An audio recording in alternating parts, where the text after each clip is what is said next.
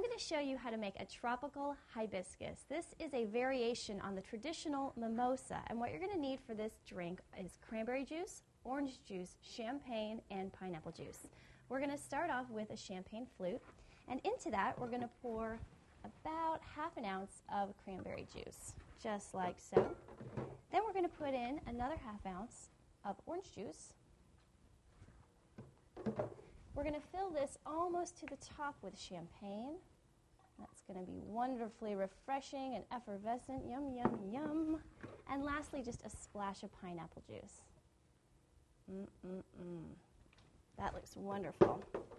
Give it a little stir, very gently, like so. And then you can garnish this by taking a cherry, drop it into your champagne flute.